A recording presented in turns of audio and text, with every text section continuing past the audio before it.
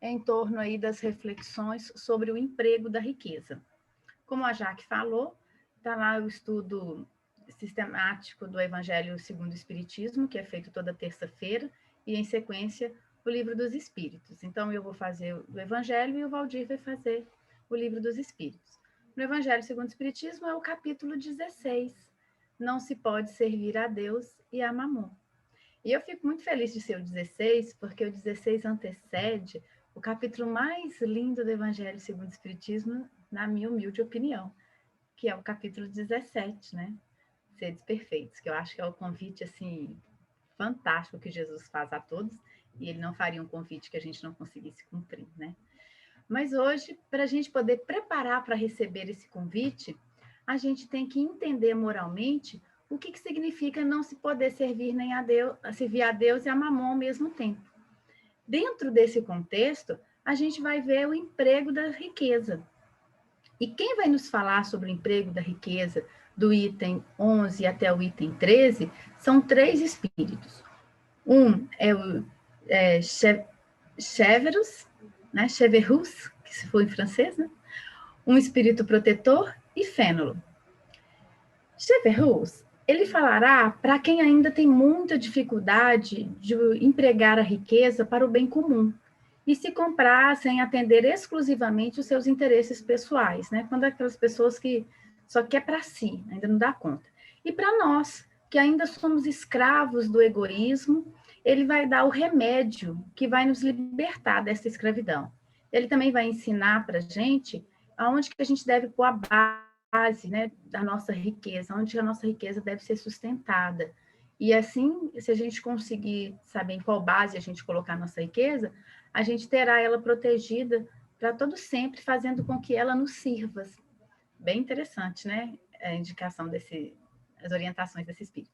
E o espírito protetor, ele dirá sobre o emprego indevido da riqueza, quando se tem por base apenas a existência do corpo, que é tão breve se considerar da vida do espírito, que é eterno. E Fênolo, ele afirma da responsabilidade dos administradores de grandes bens materiais e dos benefícios de quem consegue administrar segundo a vontade do Pai, que recebe nessa existência os mesmos gozos da alma. Então, bom, se eu conseguir administrar, segundo Fênolo, né, esses bens materiais que Deus me confiou, eu já vou conseguir receber esses gozos da alma aqui nessa existência mesmo. Eu nem vou precisar da próxima existência aí, ou de desencarnar, vivendo aí, esperando uma esperança, um bem futuro, né? Então, esses três espíritos vai poder clarear as nossas mentes essa noite e nos mostrar como a gente pode dar mais um passo no nosso desenvolvimento moral. E essa é a função principal, né, dessa obra da codificação, que é ter essa condução do nosso desenvolvimento moral, o Evangelho segundo o Espiritismo. Então, a gente, para poder estudar, eu vou ler cada parágrafo e a gente comenta, para não ficar um texto muito grande, né? Vamos, no item 11. Olha o que diz, então, o espírito Cheverus. Não podeis servir a Deus e a Mamon. Guardai bem isso em lembrança, vós a quem o amor do outro domina. Vós que venderíeis a alma para possuir tesouros, porque eles permitem vos eleveis acima dos outros homens e vos proporcionam os gozos das paixões que vos escravizam. Não, não podeis servir a Deus e a Mamon. Se, pois, sentis vossa alma dominada pelas cobiças da carne, dai-vos depressa de aliviar, de tirar essa parte, essa carga, esse jugo que vos oprime, porquanto Deus, justo e severo, vos dirá: que fizestes, ecônomo, administrador, né? Infiel dos bens que te confiei? Esse poderoso móvel de boas obras exclusivamente o empregastes à tua satisfação pessoal? Então, Cheverus, ele mostra para a gente o seguinte, que a gente tem que ter essa máxima de que a gente não consegue servir a dois senhores ao mesmo tempo. E que dois senhores são esses, né? A gente não se pode servir a Deus e a Mamon, e a gente precisa guardar bem isso. Não dá para servir ao mesmo tempo os gozos terrenos, físicos, muitos exteriores, em, e ao mesmo tempo, e sem diminuir, né, sem esquecer os gozos da alma, do espírito. Então é para a gente guardar muito isso, porque a gente se atenta, bem como diz a primeira leitura aí que a Jaque fez, a gente quer sempre atender esses prazeres do corpo, né? E faz dele como se fosse o nosso Senhor. E esquece que quem deve nos governar e dar direção da nossa existência terrena é o espírito, porque ele sobrevive à matéria e a matéria perecerá. Então, quando ele fala que a gente tem que guardar essa lembrança em nós, porque o ouro nos domina, a gente tem muito interesse dessa riqueza física, né? Que pode proporcionar muitos gozos, muitos privilégios que pode nos dar a impressão de que a gente é melhor que os outros, né? Essa falsa impressão que é perigosa, porque alimenta em nós o egoísmo. E ele continua: qual então o melhor emprego que se pode dar à riqueza? É uma indagação que a gente faz, né? Se essa riqueza acaba nos alimentando, podendo ser utilizada, né? Nos atentando a ser utilizada pelo egoísmo e ter só os bens individuais, os prazeres individuais, como que a gente então pode, então, melhorar o emprego e dar esse emprego às riquezas? Aí ele diz: procurai nestas palavras, amai-vos uns aos outros, a solução do problema. Elas guardam o segredo do bom emprego das riquezas. Aquele que se acha animado do amor do próximo tem aí toda traçada a sua linha de proceder. Na caridade está, para a riqueza, o emprego que mais apraz a Deus. Não nos referimos, é claro, a essa caridade fria e egoísta que consiste em a criatura espalhar ao seu derredor o supérfluo de uma existência dourada. Referimos-nos à caridade plena de amor, que procura a desgraça e a ergue, sem a humilhar. Rico, dá o que te sobra. Faz-se mais, dá um pouco do que te é necessário, porquanto do que necessitas ainda é supérfluo, mas dá com sabedoria. Não repilas o que se queixa, com receio de que te engane. Vais às origens do mal. Alivia primeiro. Em seguida, informa-te e vê se o trabalho, os conselhos, mesmo a afeição, não serão mais eficazes do que a tua esmola. Difunde em torno de ti, com o socorro materiais, o amor de Deus, o amor do trabalho, o amor do próximo. Coloca tuas riquezas sobre uma base que nunca lhe faltará e que te dará grandes lucros, a das boas obras. A riqueza da inteligência deves utilizá-la como a do ouro. Derrama em torno de ti os tesouros da instrução. Derrama sobre teus irmãos os tesouros do teu amor e eles frutificarão. Cheverus. Olha como ele vai dando passo a passo para a gente do segredo da gente empregar a riqueza. Então, quando a gente tem muitos bens, né, e os poucos que tem, seja ele qual for material, para que a gente faça bom uso desse emprego, a gente primeiro deve amar uns aos outros. Porque aí está a solução. É a regra máxima. E aí a gente vai ter o segredo do emprego das riquezas. Então, aquele que ama o próximo como a ti mesmo, saberá fazer esse bom uso dessa riqueza, porque vai colocar o uso da riqueza na caridade. Mas olha que interessante, porque ele fala que não é essa caridade vulgar que a gente acha que simplesmente distribui financeiramente alguns recursos. Ele fala não. Porque quando alguém começa a reclamar, a se queixar perto da gente, a gente, a primeira coisa, começa a duvidar. Será que ele está querendo dinheiro para isso mesmo? Será que ele está reclamando porque de fato ele precisa? E a orientação desse espírito, ele fala, olha, não duvide não, não tenha receio de auxiliar. A primeira coisa que a gente deve fazer é buscar essa origem do mal, mas antes da gente fazer toda essa pesquisa, a gente primeiro alivia o mal. Se for um auxílio financeiro, dê aquilo que possas. Se você tem o supérfluo para dar, dê o supérfluo, dê o que te sobra. Mas se você ainda tiver, pode dar um pouco do que você também necessita, dê. Primeiro faça isso, alivia a dor de quem te pede. E em seguida, aí sim você vai informar, mas não informar com medo da pessoa estar querendo te enganar, não. Informar porque está interessado no outro, porque está exercendo o amor ao próximo. Então informe-se e vê o que de fato ele precisa. Talvez aquele necessitado está precisando daquele dinheiro naquele momento, mas se você ficar perto dele e observar, talvez um trabalho seria de grande valia, um conselho, uma afeição, uma demonstração de afeto, de que você o considera.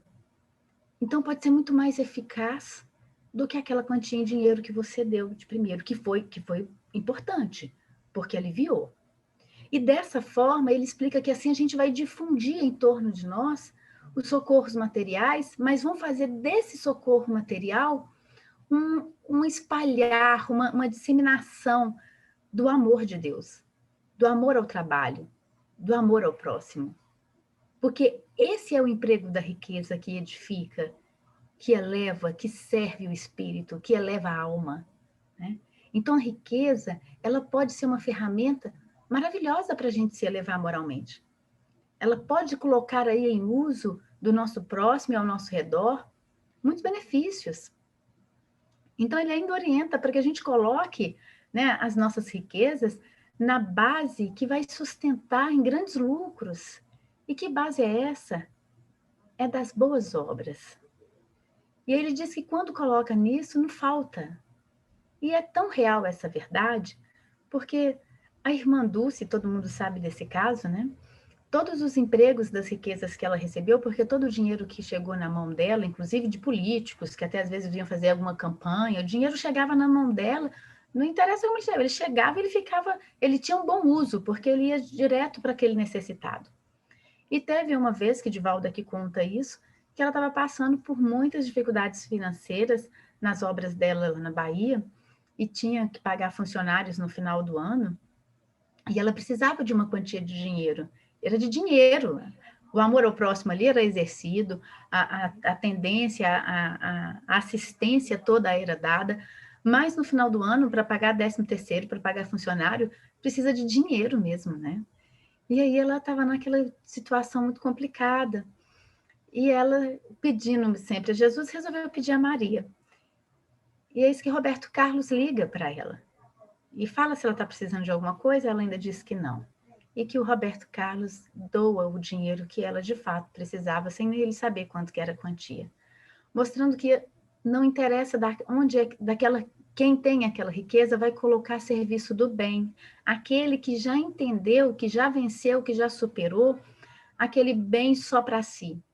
Porque o Roberto Carlos, com a quantidade de riqueza que ele tem, poderia utilizar a riqueza só para ele.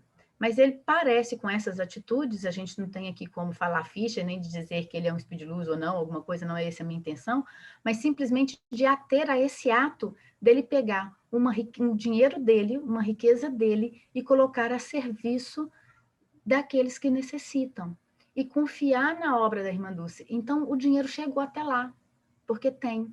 Então, quando a gente pega a nossa riqueza e coloca na base das boas obras, não falta. Então, por mais que a Irmã Dulce ficasse ali, né, meu Deus, como é que eu vou ficar sem ter? Chegaria um dinheiro para ela. Porque as boas obras não ficam sem recurso material. Não fica. Quando a gente coloca os nossos recursos materiais nas boas obras, as nossas riquezas vão conseguir sempre nos servir. Então, Cheverus, ele fala, a riqueza da inteligência deve também ser utilizada do mesmo jeito dessa riqueza do ouro, porque derrama em torno de ti as instruções. Se eu tenho inteligência, se eu posso instruir a pessoa, se eu tenho condições ali de socorrer o momento dela apertado financeiramente e depois conversar e ver como que ela pode sair daquela situação para não voltar naquela situação mais, eu estou usando a inteligência, colocando a serviço da instrução para auxiliar outras pessoas também. E aí, dessa forma, segundo Cheverus, a gente consegue fazer esse derramamento aos nossos irmãos de amor, porque instruir também é um ato de amor, Mas não é instruir com raiva porque a pessoa está ali e você já sabe, a pessoa poderia utilizar melhor das riquezas dela, a pessoa podia economizar, fazer bem uso do dinheiro. Não, não é com essa falta de indulgência. Ao contrário, é com indulgência, é com amor, é com caridade. Então, poder falar para a pessoa e instruir, porque o que pode ser fácil para a gente, para o outro ainda não é. Então, essas circunstâncias da gente poder espalhar o amor através da instrução, mas da instrução que acolhe, da instrução que socorre, da instrução que reergue a pessoa, ela consegue fazer com que as pessoas que recebem essa instrução frutificar o amor que elas vão receber. Então, elas recebem o amor através da instrução e frutificam, porque dão bons frutos para ela e dão bons exemplos para o outro. Então, esse é o primeiro espírito que vem nos falar sobre esse emprego da riqueza. E o segundo agora é esse espírito protetor, que lá no item 12 vai nos informar assim.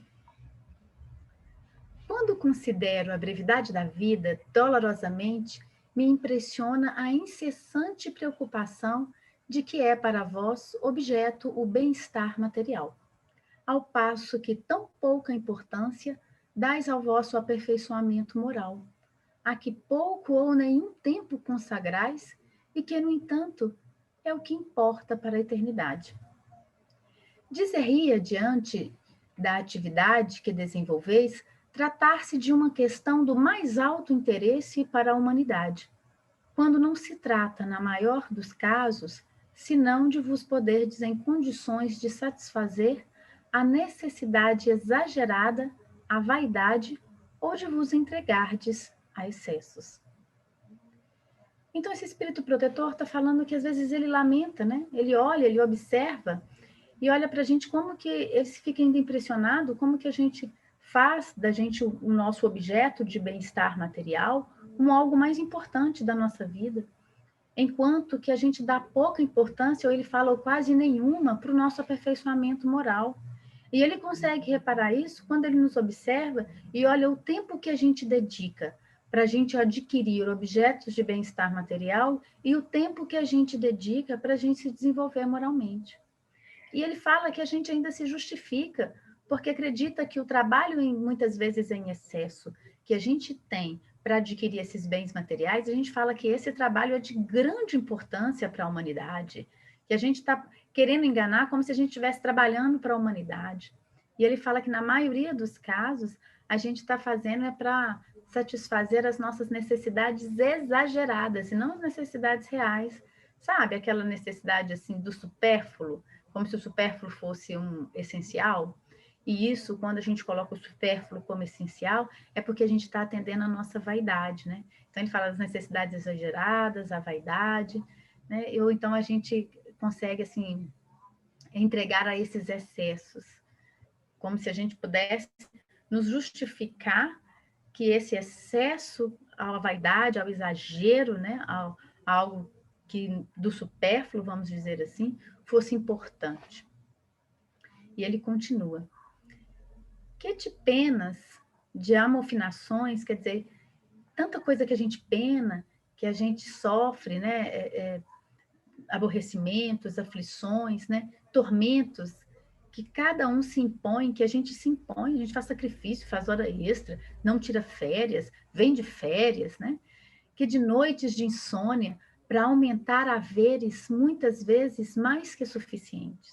Às vezes a gente faz um sacrifício, até um desgaste físico, para a gente conseguirmos haveres mais do que suficiente, para a gente conseguir o supérfluo, né? Muito além do que às vezes a gente necessita.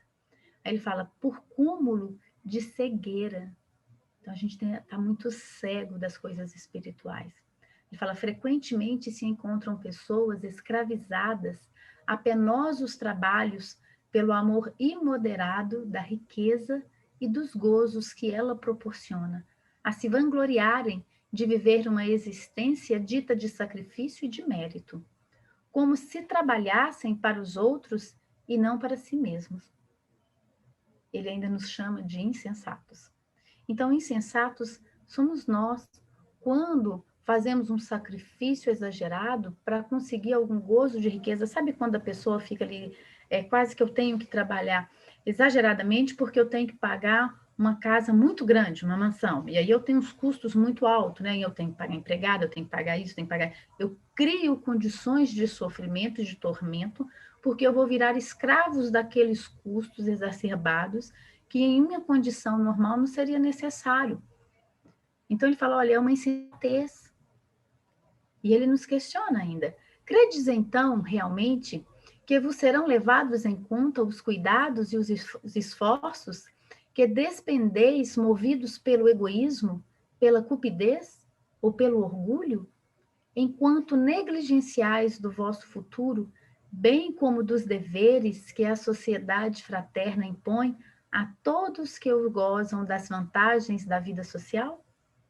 Então, quer dizer, será que a gente está enganando, está achando que esse esforço exagerado para a gente adquirir o supérfluo é um esforço que vai nos dar um mérito de elevação, porque a gente está trabalhando demais? Todo esse bem que a gente está achando que vai ganhar, a gente vai ter ganhado aqui, digamos assim, porque é um exagero, não é isso. Nós estamos negligenciando o nosso futuro, porque de repente estamos fazendo um desgaste físico além do necessário. Então, ele fala, como é que a gente deve pensar nisso? Será que a gente crê nisso mesmo? Será que é dessa forma? Unicamente no vosso corpo haveis pensado. Olha, é como se a gente estivesse ignorando o espírito. Seu bem-estar, seus prazeres foram um objetivo exclusivo da vossa solicitude egoísta. Então, ele está falando o prazer do corpo, né, o bem-estar do corpo, que foi um objeto exclusivo do egoísmo. Por ele, pelo corpo, que morre, a gente despreza o espírito que viverá sempre. Aí ele fala, por isso mesmo, esse Senhor tão animado e acariciado se tornou o vosso tirano. É como se esse Senhor, ele fala assim, esse corpo fosse o nosso tirano agora. Ele manda sobre o vosso espírito, que se lhe constitui escravo. E será que a gente não inverteu as ordens agora, se a gente está agindo desse jeito? E ele faz a última indagação. Seria essa a finalidade da existência que Deus vos ortogou? Então vejamos. Se a gente considerar que o nosso corpo é a parte mais externa do nosso ser e a parte mais essencial é a parte mais interna, que é nosso espírito, que é a centelha, né, divina, que é o germe de Deus, né? O espírito crístico que há em nós e que vai se acendendo, então da parte mais profunda até a parte mais externa. Há um caminho que a gente tem que percorrer de indas e vindas. A parte externa tem que ser uma manifestação do desejo da parte interna. Então, o meu corpo tem que ser uma manifestação do meu espírito, da minha essência, que tem o germe divino, que nasceu para amar, para se desenvolver. Então, cada ação, ela deve vir, deve ser oriunda do meu espírito. Ele deve governar o meu corpo.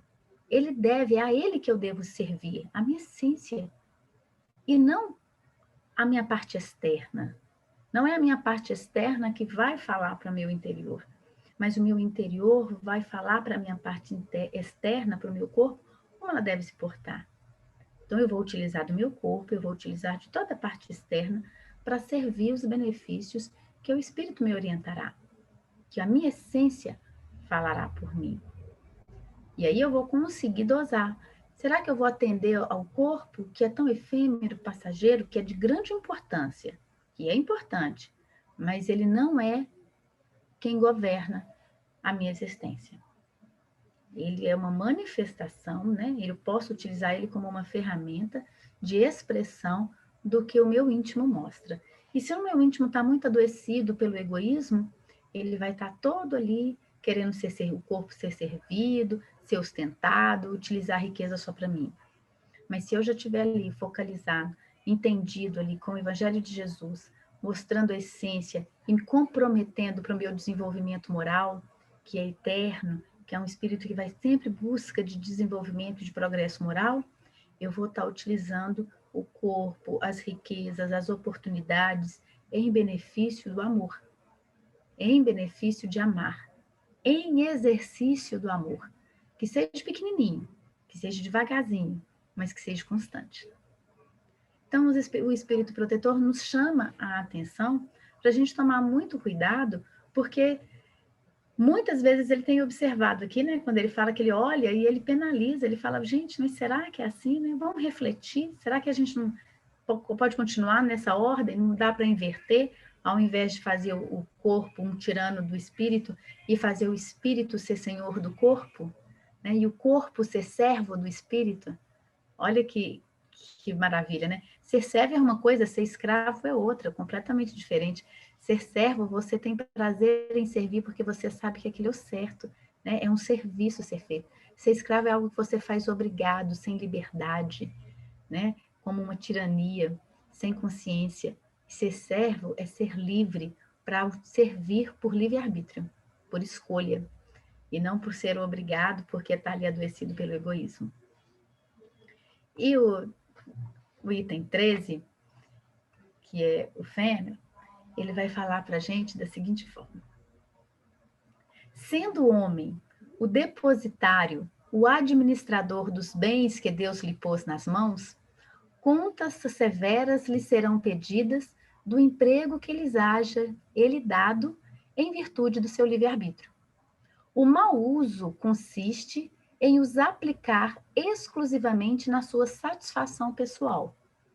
Bom é o uso, ao contrário, todas as vezes que dele resulta um bem qualquer para outrem. Então, nós, como administradores dos bens que Deus nos deu, porque Ele é o verdadeiro dono, né? Então, a gente vai ser cobrado uma hora. Porque, é claro, se coloca um bem para nós, nós não somos donos desses bens todos que estamos aqui, né? Nem do nosso próprio corpo. Nós utilizamos o nosso corpo por um período e depois devolvemos. Então, tudo que já está sobre nossa posse em determinado momento, nós vamos administrar e vamos dar conta dessa gestão. E ele fala, o mau uso consiste em a gente utilizar apenas para nossa satisfação. Mas quando a gente coloca ele em serviço de outrem, aí a gente já está começando a fazer bom uso. Então, não é tão difícil fazer mau uso da riqueza, não. Fazer bom uso da riqueza, não. É bem simples. A gente precisa de ter coragem e dominar o egoísmo. E ele continua a nos dizer: o merecimento de cada um está na proporção do sacrifício que ele se impõe a si mesmo.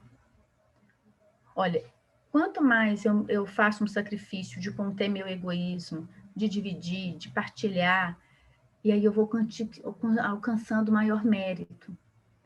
Ele fala que a beneficência é apenas um modo de empregar a riqueza. Olha que maravilha, gente. O emprego da riqueza. Eu posso empregar a riqueza de um modo beneficente. Ela dá alívio à miséria presente, aplaca a fome, preserva o frio e proporciona um abrigo a que não tem. Ai, que riqueza bendita!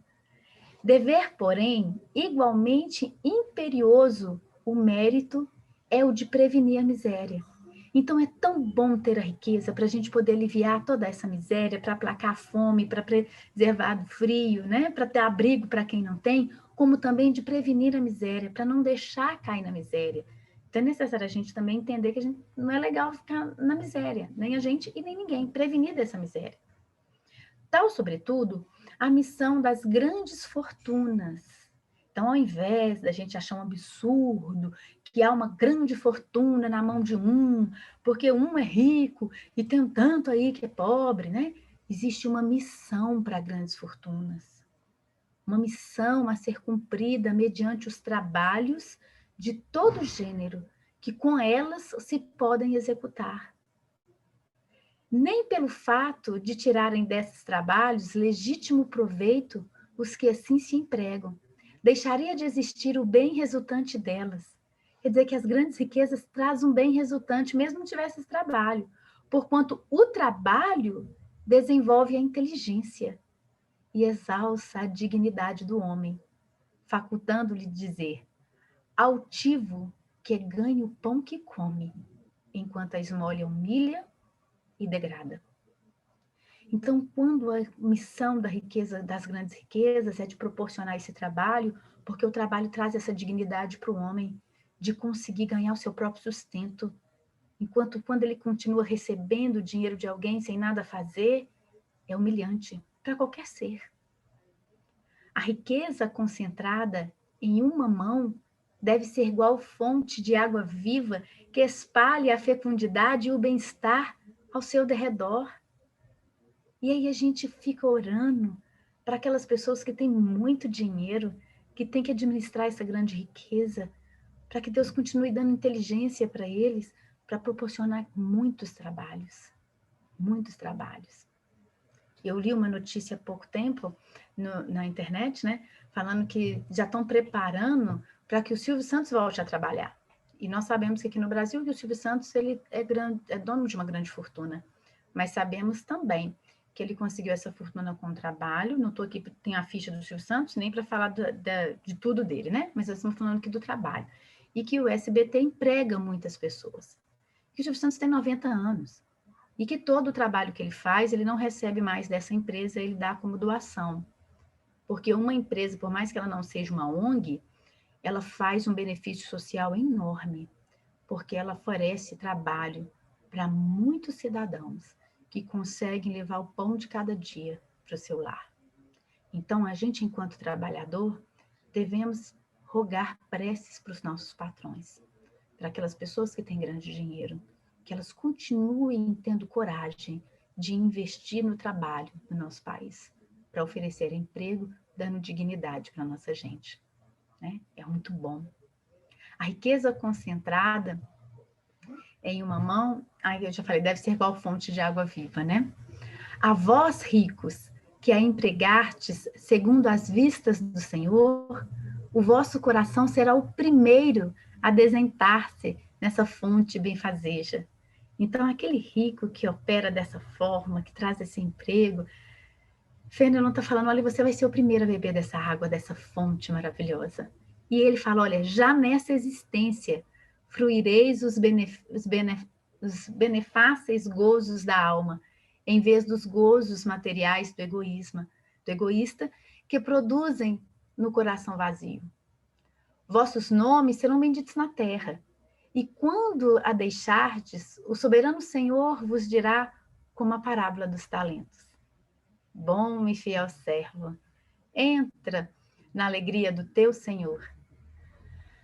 Nessa parábola dos talentos, né, quando fala bom, fiel servo, entra na alegria do Senhor, o servidor que enterrou o dinheiro, que lhe fora confiado, é a representação dos avarentos, em cujas mãos se conserva a improdutiva riqueza. Se, entretanto, Jesus fala principalmente das esmolas, que naquele tempo e no país em que ele vivia não se conheciam os trabalhos que a arte e a indústria criaram depois e nas quais as riquezas podem ser aplicadas utilmente para o bem geral. Então, veja bem, Jesus falava da esmola, daquela situação de que um servo chegou lá e entregou um dinheiro e não entregou um trabalho. E eles precisavam ali fazer daquele dinheiro uma fortuna. E uns fizeram e o outro enterrou. Então, se Jesus explicou de dinheiro propriamente dito, o Fênelon está falando aqui, olha, imagina nessa época, então, agora, que o trabalho pode, o que o trabalho pode fazer com as artes, né? Hoje a gente vê tanta gente falando poesia, cinema, teatro, né? E fala também da indústria, que muitas vezes tão combatida, vamos dizer assim, e todo mundo sabe que eu sou da área de gestão, portanto, eu tenho grande gratidão pelos empresários, pelos industriais, por tudo aquilo que promove trabalho para as pessoas, e a indústria não é diferente. Então, quando eu leio na obra da codificação, um espírito falando essa reverência e mostrando para a gente o benefício dessas instituições, eu fico muito agraciada e muito feliz de Fênelon poder falar isso para a gente, né? Que essas indústrias criam essa riqueza e aplica utilmente para o bem geral de toda a sociedade. Ele diz a todos que podem dar um pouco ou muito, ele vai dizer, dai esmola quando for preciso, mas tanto quanto possível, convertei-a em salário, a fim de que aquele que a receba não se envergonhe dela. Então, para a gente poder concluir, para a gente entender e sair daqui essa noite, como é que eu vou utilizar e vou empregar as minhas riquezas, e aí desde as riquezas materiais, inclusive até as riquezas espirituais que a gente vai apresentar aqui como a inteligência. Então a gente tem que acautelar primeiro o egoísmo. E enquanto administrador desses bens materiais, a gente tem que ter cuidado para a gente não ficar achando que é só para a gente, para não deixar a gente levar pelos prazeres do corpo, que a riqueza pode atender, né? Tendo como Senhor o Espírito, que é eterno e pode usar da beneficência para usufruir os bens conforme a vontade de Deus, que é o verdadeiro dono de tudo, aplicando a máxima que Jesus nos deixou: amar uns aos outros como ele nos tem amado. Então, para a gente usar da riqueza, a gente precisa fazer o seguinte: o que é o emprego da riqueza? É erguer o que se encontra em desgraça sem humilhar. Dá do que te sobra. Dá um pouco do que te é necessário também, para a gente aprender a compartilhar. Dá com sabedoria. E dar com sabedoria é a quem pedir, a gente deve primeiro aliviar. Depois a gente informa e vê se o trabalho, o conselho ou a afeição é mais eficaz do que o dinheiro em si. Usar a riqueza para difundir o amor de Deus, o amor do trabalho, o amor do próximo. Colocar nossas riquezas sobre a base das boas obras. Utilizar a riqueza da inteligência como a gente utiliza a riqueza financeira, pois com a inteligência a gente pode derramar em torno de nós os tesouros da instrução.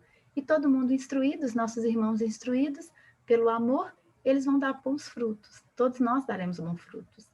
Empregar a riqueza com benevolência é dar alívio à miséria presente, é aplacar a fome, é preservar do frio, é proporcionar abrigo a quem não tem, é prevenir a miséria. As grandes fortunas têm por missão ofertar trabalho, que desenvolve a inteligência e exalça a dignidade do homem. E eu vou incluir aqui a gente auxiliar nas campanhas do arroz, do açúcar e o óleo, das famílias assistidas do Cantinho de Jesus e das demais instruções de assistência social que tem aí pelo mundo. Então, a gente deve dar esmola quando for preciso, mas, quando possível, a gente deve converter a esmola em salário. Muito obrigada a todos. Vamos passar agora para o Valdir Silva para fazer o estudo do Livro dos Espíritos. Valdir, é com você, meu amigo. Ok, obrigado. Boa noite a todos, né? Vamos agradecer a Tatiana pelo estudo, pelas reflexões que foram propostas, né, do Evangelho e pela colocação que ela trouxe para nós.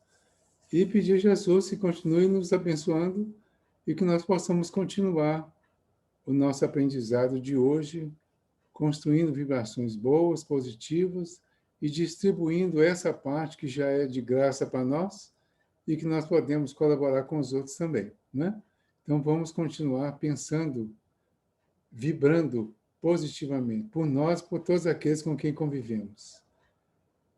Hoje, então, a continuação do nosso Livro dos Espíritos, estamos na questão 978, falando da natureza das penas e dos gozos futuros.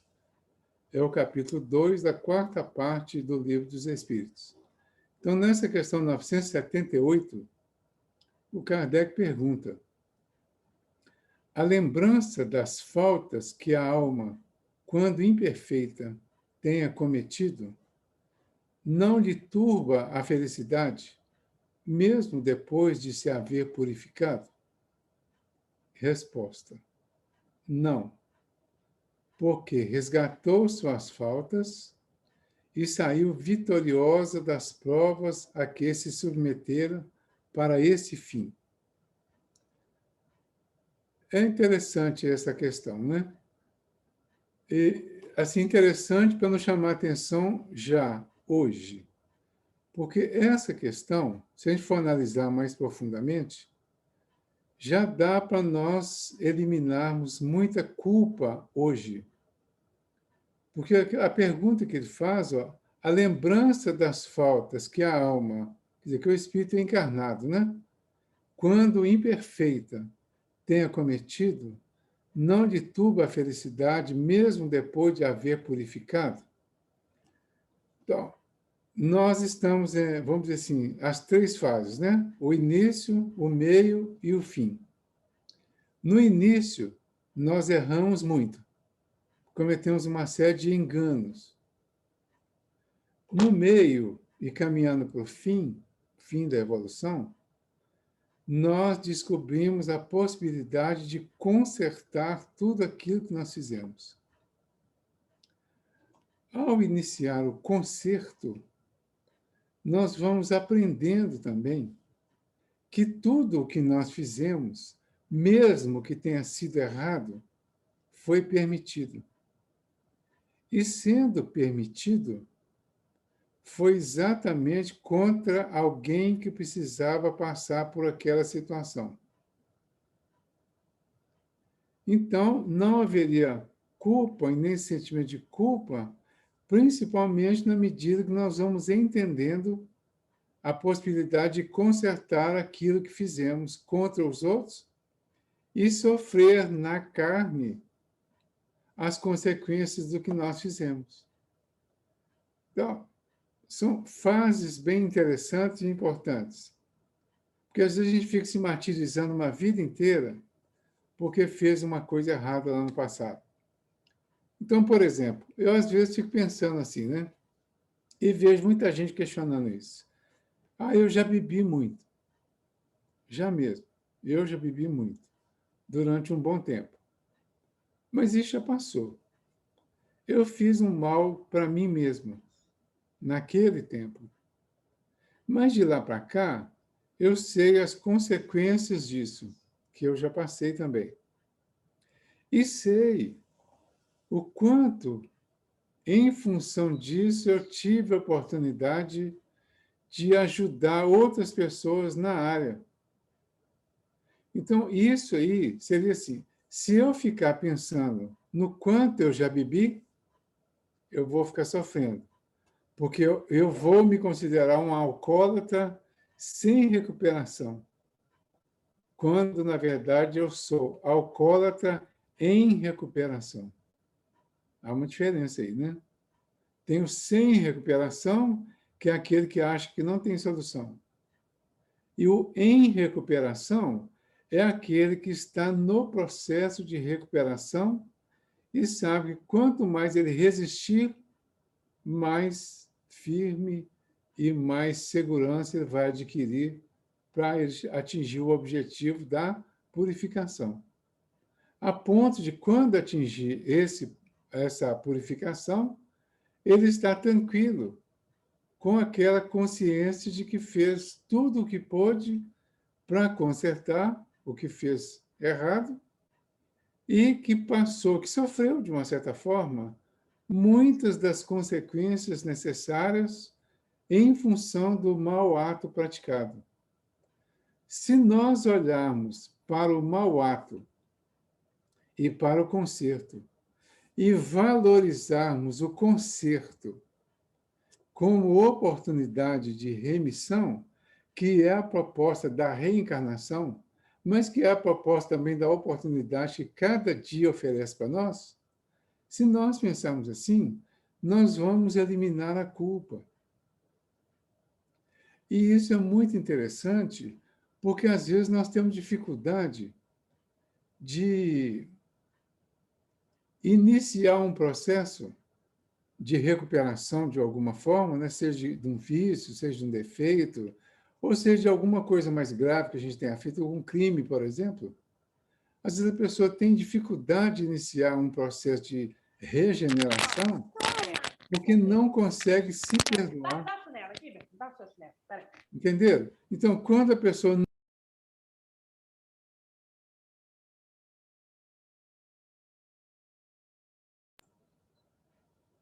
Alguém desligou meu sonho. Quando a pessoa não consegue se perdoar, ela também não se oferece a oportunidade para seguir em frente e para fazer e para ser feliz no futuro. É muito importante, então, que a gente reflita sobre isso, sobre essa resposta que os Espíritos deram, né? A lembrança das faltas que a alma, quando imperfeita, tenha cometido, não lhe turba a felicidade? Não. Ou seja, mesmo depois de se haver purificado, resposta, não. não lhe turba a felicidade. Por quê? Porque ela resgatou as suas faltas e saiu vitoriosa das provas a que se submeteram para esse fim.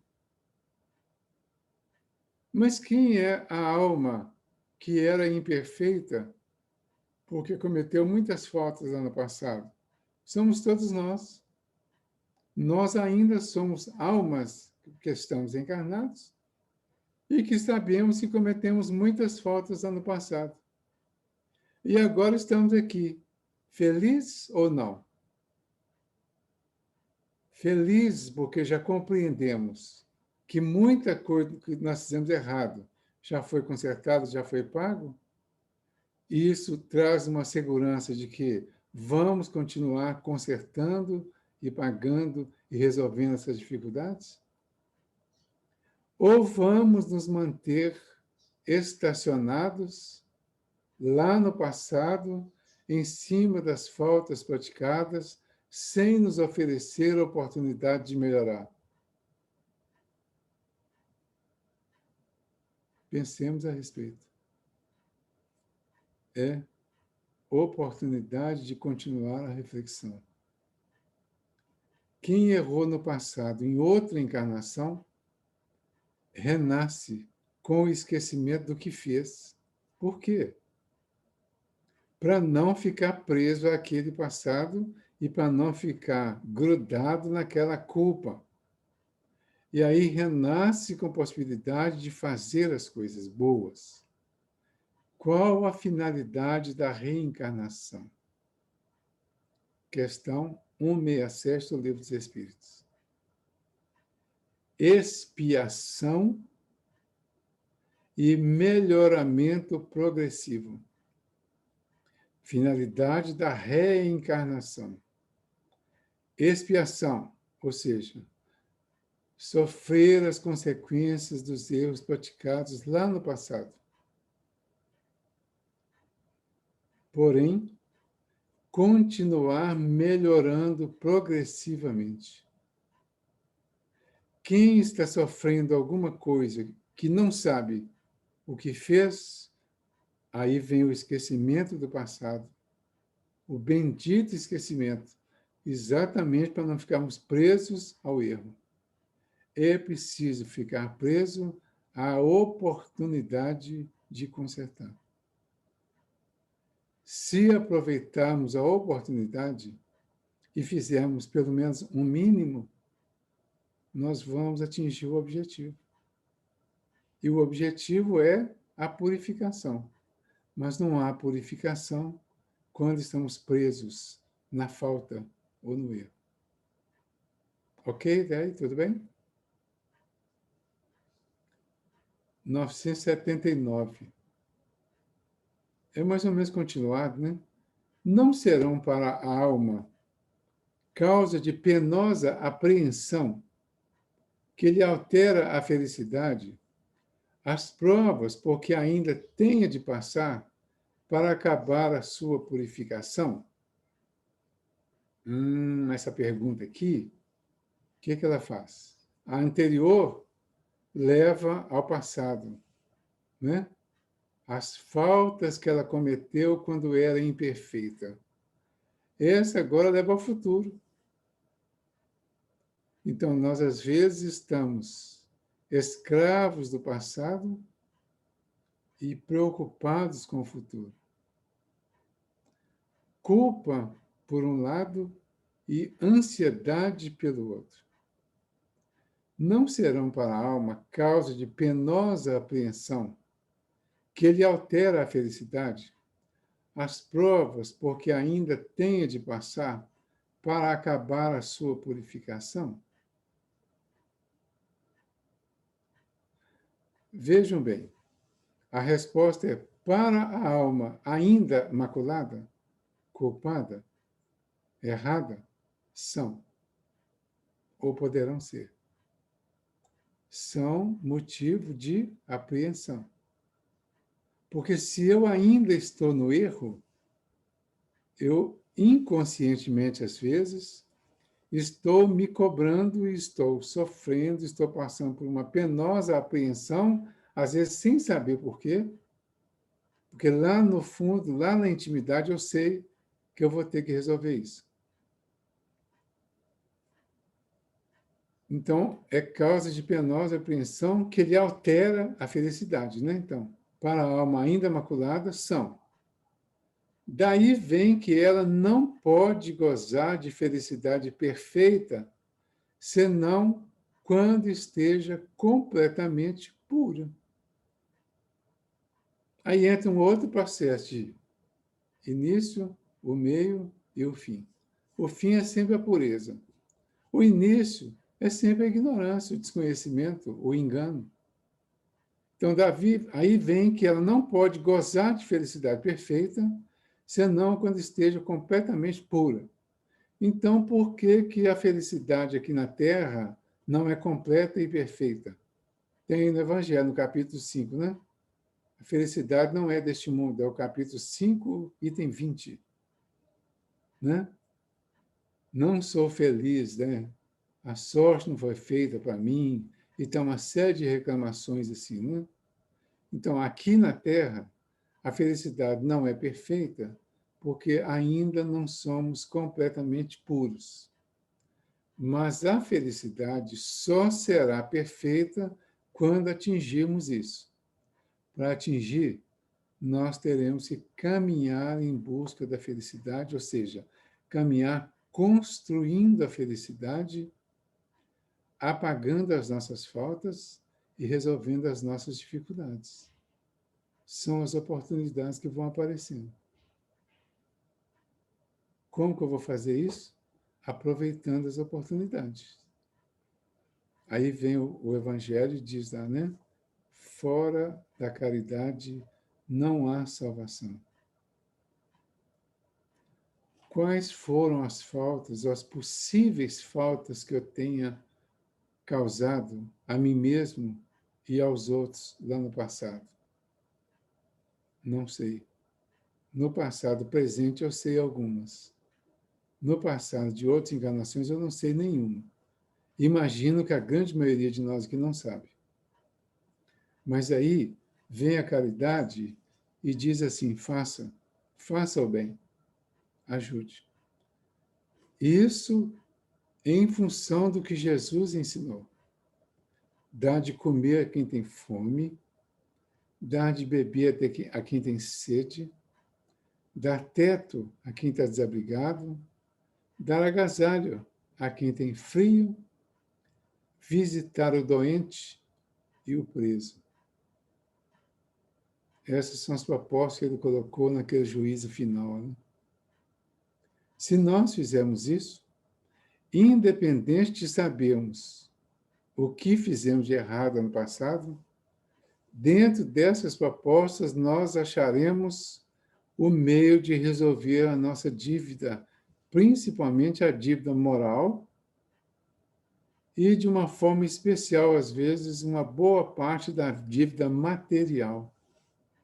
Porque quando nós fazemos, acabou de falar agora, a Tatiana acabou de falar, da questão da doação, da esmola, por exemplo. A esmola não é simplesmente esmola, né? Se nós pudermos transformar, como foi dito, a esmola em trabalho, ótimo. Mas se não temos como transformar em trabalho, porque não há continuidade, então dê a esmola.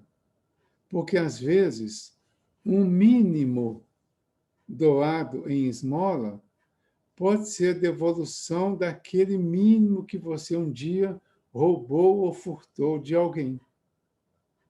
E aí essa dívida estaria paga. É aí que entra o conceito da caridade. Eu não preciso saber o que eu fiz. Eu preciso saber agora o que eu vou fazer hoje, sem nenhuma preocupação com o futuro. Mas eu já sei que eu fazendo bem hoje, o meu futuro será o bem que virá para mim, em forma de alguma satisfação, alguma alegria por ter feito esse bem. Então, ó, nós temos uma oportunidade, né? o Espiritismo, o Centro Espírita, oferece oportunidade para nós. Nós temos a oportunidade de ajudar as pessoas oferecendo alimento. É a necessidade do momento. O que nós vamos fazer, então? Ajude, dentro do possível. Como que eu posso colaborar?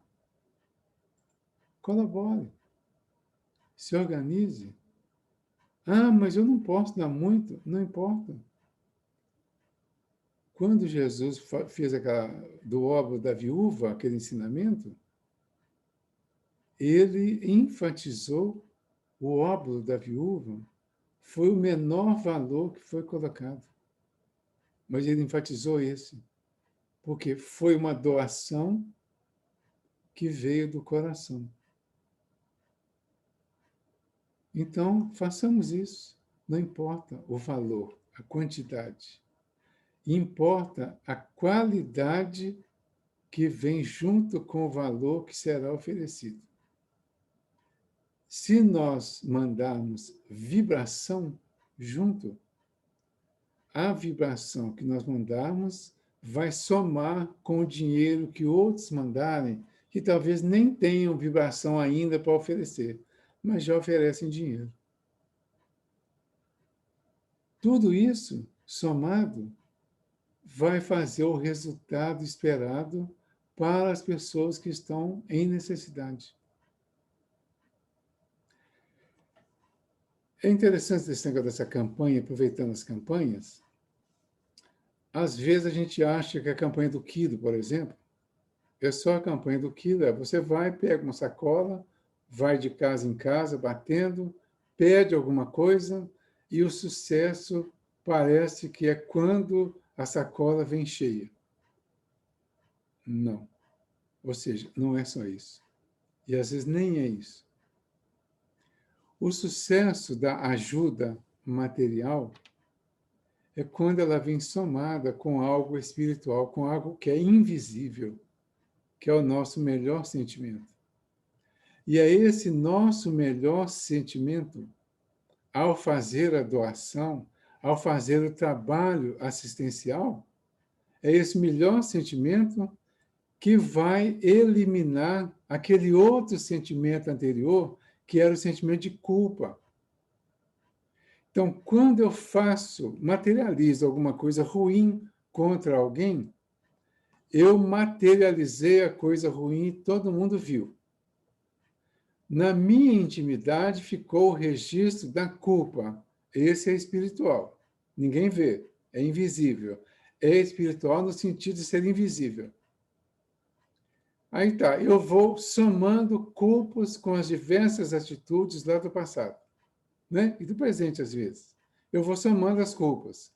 Essa culpa vai me trazendo uma angústia, um sofrimento, uma ansiedade, às vezes, um desespero, um sofrimento generalizado que eu não sei de onde vem. Eu não sei a origem dele. É a culpa.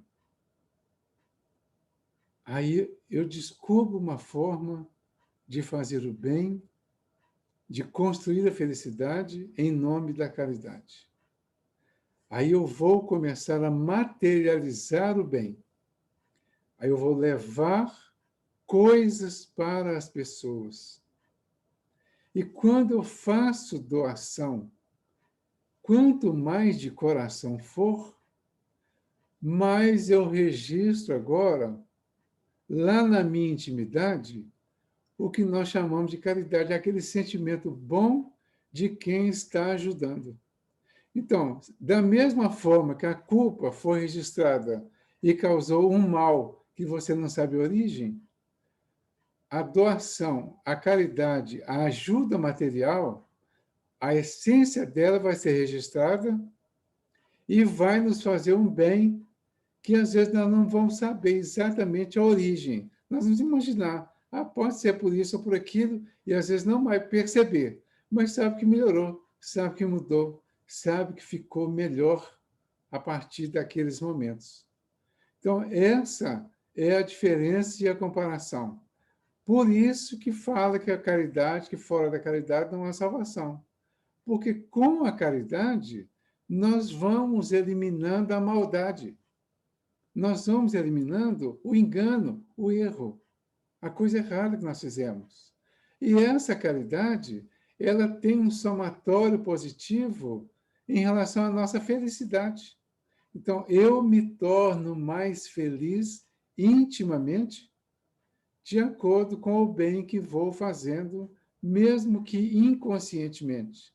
Mas se pudermos tomar consciência disso e valorizar para continuar fazendo cada vez mais e cada vez mais bem feito, melhor ainda. Porque o valor vai ser muito maior, porque aí eu vou ter consciência de que o bem que eu estou fazendo está fazendo bem para alguém e está fazendo bem para mim, sem importar com quantidade, com valor, mas com qualidade, somando a vibração positiva ao bem que foi feito. Essa é a ideia que a gente pode ir entendendo dessa questão, né? Então, ó, para a alma ainda não maculada, ainda maculada, são causa, né? É causa de penosa apreensão. Daí vem que ela não pode gozar de felicidade perfeita, senão quando esteja completamente pura. Para aquela, porém, que já se elevou, nada tem de penoso o pensar nas provas que ainda haja de sofrer. Porque nós vamos pensar na prova, depois de um certo tempo, nós vamos ficar otimistas. Depois de conviver com o sofrimento dos outros, com os sofrimentos muito maiores que as pessoas vivem, de pegar na mão das pessoas que passam por problemas seríssimos, conviver, ajudar de alguma forma, essas pessoas vão nos ensinando como é possível conviver com essas dificuldades e, às vezes, elas convivem sem ter o conhecimento que nós temos. Então, aquela que vai se elevando vai deixando de ser penosa a prova, a provação ou a expiação. Então, ela vai parando de se preocupar com a expiação, porque ela sabe. Ontem, a hora que eu entrei no grupo aí de segunda-feira, o pessoal estava conversando sobre a pandemia. E eu entrei dando aqueles palpites errados. Quando a gente está entrando assim, a gente dá uns palpites errados, né? Aí eu falei, gente, o máximo que vai acontecer com as pessoas é desencarnar. E desencarnar para nós precisa ser um processo natural. Não pode, não deve, para nós, ser causa de sofrimento. Mas ainda é para muitas pessoas que não entenderam dessa forma. Então, nós temos que respeitar o sofrimento das pessoas que não entenderam. Mas precisamos ser otimistas. E está faltando otimismo. Para aquela que já se elevou ou que está no processo, nada tem de penoso. Então, se eu sei que o crescimento, que a purificação, que depende exclusivamente do que eu tenho feito no dia a dia, de bem e de bom para os outros, que acaba sendo para mim também, muito mais para mim do que para os outros, se eu sei que isso está colaborando no meu processo de purificação, se eu sei que as provas, as provações, as expiações são necessárias para o meu crescimento, por que então que eu vou ficar antecipando o sofrimento, se eu sei também que muitas vezes, muitas das coisas que estariam programadas, ou que eu acabaria passando por elas em forma de sofrimento, elas serão amenizadas pelo bem que eu estou fazendo. Então vamos pensar assim, vamos ser otimistas, vamos desenvolver otimismo. É tanto pessimismo. Precisamos, olha só, vamos devagar um pouquinho. Nós estamos precisando aprender a conversar. Conversar. E ao conversar, ter cuidado para não ser ofensivo e agressivo com as pessoas. Conversar explicando da melhor maneira possível. Mas quem conversa, conversa com alguém que precisa também saber ouvir, que é também uma necessidade de todos nós, saber ouvir. Quando um fala, o outro ouve. Quando o outro fala, o um ouve. Se combinarmos assim, nós vamos sempre esperar as ideias se completarem, vamos deixar as pessoas completarem o assunto, a proposta, para depois de uma pequena reflexão, às vezes, dar a resposta que caiba naquele momento, caso seja necessário. Um outro ponto importante, nós estamos aprendendo, precisando aprender mais ainda, a interpretar as pessoas, as falas, os gestos, os acontecimentos que giram em torno das pessoas. E não a julgar as pessoas, às vezes, sem nem ter falado, por um gesto, por uma posição, por uma situação. Então, a impressão que dá é como se a gente já estivesse armado, esperando um ataque. E como há uma teoria aí que a melhor defesa é o ataque, a gente ataca antes de ser atacado, e às vezes não era nada disso. Vamos refletir sobre isso. Não atacar antes de ser atacado. E ainda assim, quando for atacado, como cristão, oferecer o outro lado. Não é? Essa é a proposta que Jesus fez para nós. Então, ó, para aquela, porém, que já se elevou, nada tem de penoso o pensar nas provas que ainda haja de sofrer. Porque pensar nas provas que ainda haja de sofrer nos coloca na posição, na defensiva, nos coloca armados. E estando armado, antes que as pessoas completem a ideia, nós contra-atacamos, sem ter interpretado, sem ter entendido, sem ter analisado. Analisem isso, imaginem isso, cada um de nós, e vamos ver o quanto de conflito nós diminuiríamos se passássemos a ouvir mais e falar menos. E quando falar, falar mais objetivamente e mais respeitosamente. Não colocar palavras, nem ideias, nem comportamentos nos outros que a gente não tenha certeza que aconteceram. E ainda assim, quando colocar, colocar com sabedoria, para não ser julgamento, para não ser condenação, para não cortar a possibilidade de realmente conversar a respeito e chegar a uma conclusão. Precisamos desenvolver o otimismo, pensar positivamente, agir positivamente. Não é omitir, não é encolher, não é deixar de ter posição, de ter opinião. É ter tudo isso com sensatez.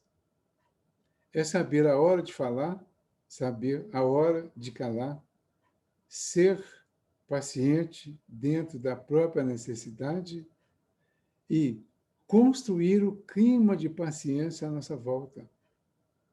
O Kardec faz um comentário aqui nessa questão. Ele coloca assim, ó, goza da felicidade a alma que chegou a um certo grau de pureza. Domina um sentimento de grata satisfação.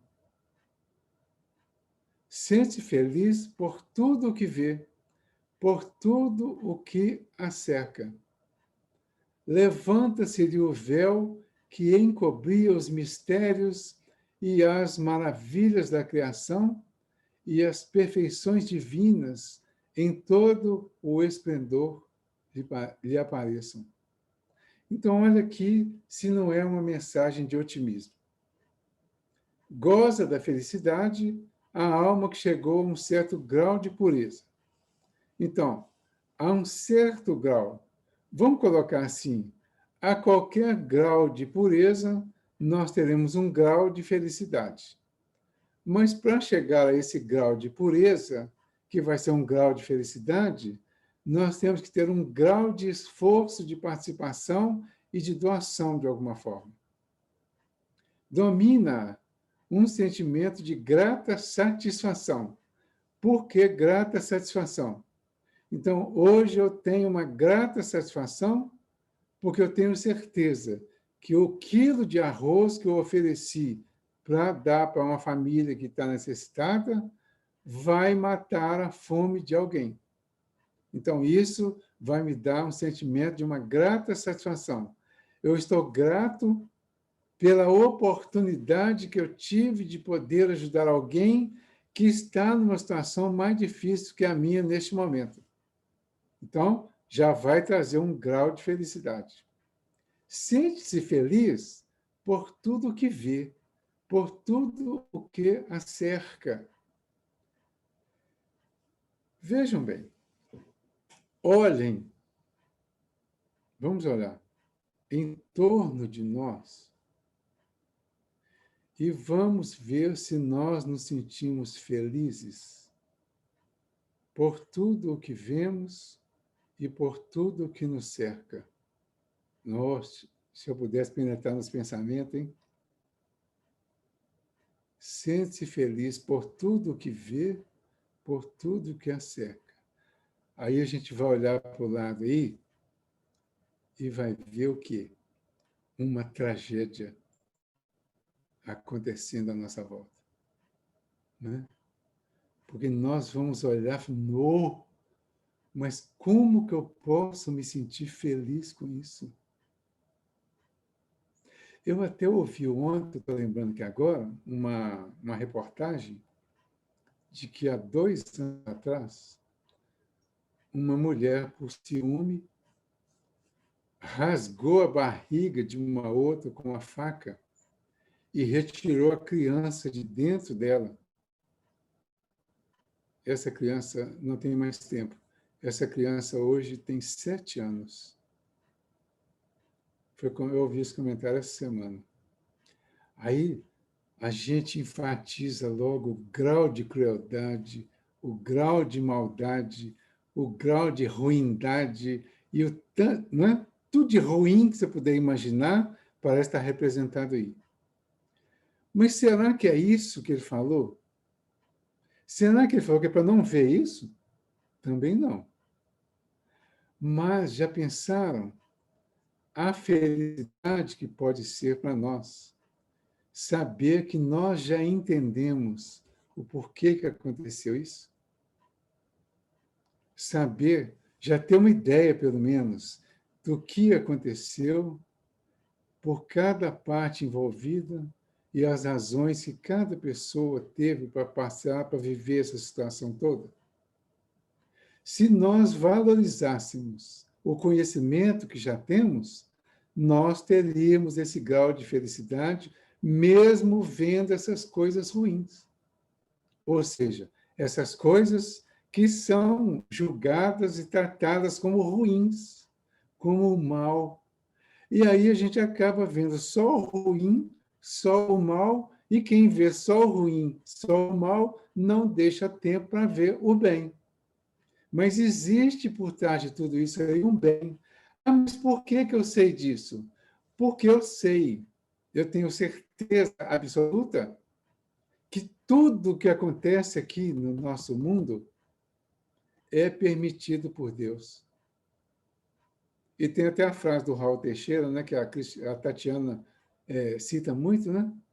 Ela fala assim que o Raul Teixeira falou, se Deus permitiu, quem sou eu para falar o contrário? Ou para fazer o contrário? Não é isso? Então vamos pensar por aí. Bom, aconteceu? Aconteceu. Então, primeira coisa, aconteceu porque Deus permitiu. Se Deus permitiu, tem algo de bom por trás disso. Em que eu posso ajudar essas pessoas, se posso? Ah, fisicamente, materialmente, eu não posso ajudar, porque isso aconteceu em uma outra cidade, lá do interior. mas eu posso ajudar orando por essas pessoas. Pela criança que está viva, está encarnada, que está sendo muito bem cuidada pela avó que consegue compreender as razões que a outra teve para fazer o que fez com a filha dela, que morreu disso, e dizer que não tem a raiva, não tem ódio da pessoa que fez isso. Pela pessoa que desencarnou dessa forma, que certamente ela consertou um problema que ela tinha causado lá no passado, e é isso que traz a explicação para nós do porquê. E dessa pessoa que fez, ou seja, teve o escândalo necessário para que alguém resgatasse. Tem a pessoa que é o instrumento do escândalo, que já está resgatando uma parte porque ela pegou 28 anos de prisão. Então, essa pessoa vai ficar 28 anos refletindo sobre o que ela fez e terá a oportunidade de reeducação. Se nós analisarmos tudo isso, essa realidade, entendendo que cada um está dentro da sua necessidade do momento, nós teríamos um grau de felicidade, não pelo que aconteceu, mas pela compreensão que nós já temos de tudo isso e, principalmente, pela certeza que temos de que Deus é justo. Então, esse é o ponto que ele coloca, né? Sente-se feliz por tudo que vê, por tudo que a cerca, porque compreende, porque confia em Deus, sabe que Deus é justo, sabe que nada é por acaso.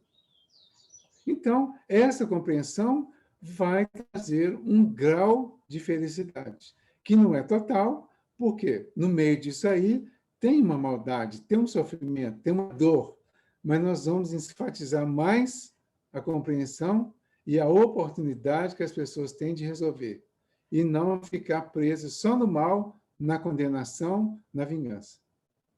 Levanta-se o véu que encobria os mistérios e as maravilhas da criação e as perfeições divinas em todo o esplendor lhe aparecem. Levanta-se-lhe o véu que encobriu os mistérios. Quais eram os mistérios? Antes, a gente não sabia por que acontecem essas coisas. Então, a gente atribuía tudo isso só à maldade humana. E não tinha nada além da maldade que pudesse até nos consolar, ou dar esse grauzinho de felicidade. Agora já tem. Então, agora nós já confiamos em Deus e sabemos que nada no universo acontece sem a permissão de Deus. E sabemos que, se aconteceu, tem permissão de Deus, e se tem permissão de Deus, é bom, porque Deus é soberanamente justo e bom, e não permitiria que aconteça alguma coisa que não fosse bom. Ok? Bom, então levantou o véu que encobriu o mistério. E as maravilhas da criação e as perfeições divinas em todo o esplendor lhe aparecem. Olha só, não é isso que a gente está falando? Quais são as maravilhas da criação? A primeira maravilha da criação é a liberdade que o princípio inteligente, depois que assume a condição humana, ele passa a ter em crescimento gradativo, o livre-arbítrio. Essa é a primeira maravilha. Depois, a maravilha do entendimento, do conhecimento, que vai só aumentando na medida que vai vivendo, que vai observando, que vai experimentando. E na medida que vamos experimentando, vivendo, observando por esse ângulo, nós vamos também percebendo as perfeições divinas em todo o esplendor. Então, onde estão as perfeições divinas? Uma criança que é arrancada a faca do ventre da mãe, fora do tempo, está viva, está encarnada. Então, isso é um dos aspectos da perfeição divina. Cada aspecto, cada momento desse aí, vai trazer também um aspecto da perfeição divina. Mas por que, então, não passamos a observar mais a perfeição divina, mesmo nessas coisas que aos nossos olhos parecem imperfeitas, para darmos essa dose de otimismo a tudo que acontece? Por que não olhar para as pessoas, sejam elas quem forem, como forem, sem discriminar, sem separar, sem criar grupo de sofredores e de perseguidores, de ricos e de pobres? A riqueza pode ter o mesmo ou até maior valor do ponto de vista espiritual do que a pobreza. Cada ponto desse, cada parte dessa tem a razão de ser. Então, por que que eu tenho que discriminar o outro porque ele tem a sua atitude, o seu comportamento sexual lá para o lado da homossexualidade? Por que que eu tenho que separar o outro porque o outro tem a pele mais escura do que a minha, ou mais clara do que a minha? Por que que eu tenho que discriminar o outro ou é mais pobre ou é mais rico? Porque é homem ou porque é mulher? Vejam o que a nossa humanidade está discutindo. Discriminação. Discriminação entre seres humanos, porque um nasceu num lugar diferente do outro. Tudo igualzinho. Mas nasceu num lugar diferente do outro. Ah, porque um tem a pele diferente da outra. É mais amarela, é mais vermelha, é mais escura, é mais branca. E aí, por isso, tem a discriminação. Imaginem, vamos imaginar, a maravilha da criação está também na diferença. Essa diferença é que vai nos ajudar a amar o próximo como a nós mesmos, independente de quem ele seja e de como ele seja. Ele simplesmente é nosso próximo. A Tatiana falou que a parte mais externa de uma pessoa é a parte física, né? E a parte mais interna, mais íntima, é o espírito. Acho que foi mais ou menos isso que ela falou. Vamos olhar para essa parte mais interna, mais íntima, porque é essa parte que está fazendo a nossa relação com Deus.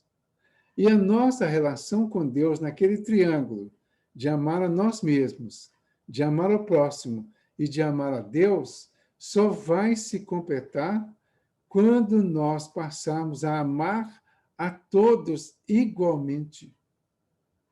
Quando passamos a olhar para todos e para tudo com um olhar de compreensão, com um olhar de entendimento, com um olhar de que até nessas coisas desagradáveis no primeiro momento está representada a maravilha da criação e as perfeições divinas. Vamos olhar para isso dessa forma e vamos agradecer a Deus por oferecer a nós, nesse grupo que estamos aqui hoje, a oportunidade de refletir sobre tudo isso. Quem achar que essas reflexões ainda estão muito fora da realidade e não quiser se adequar, tudo bem. Mas quem achar que pode fazer um pequeno esforço para se adequar e passar a olhar para as pessoas de uma maneira diferente, olhar como irmãos. Eu, às vezes, quando falo de irmão, eu me lembro do meu irmão João Isidro. Porque o João, não sei se ele é assim, está assim, ainda que eu não tenho conversado com ele, mas ele sempre se dirigia a todo mundo como meu irmão. Ô meu irmão, ô meu irmão, ô meu irmão. Então, isso aí deveria ser um ato interessante e sentido, né? Todos somos irmãos e irmãs. Meu irmão, minha irmã, não importa quem, não importa a cor, não importa sexo, não importa se é louro, branco, ou preto, amarelo, vermelho.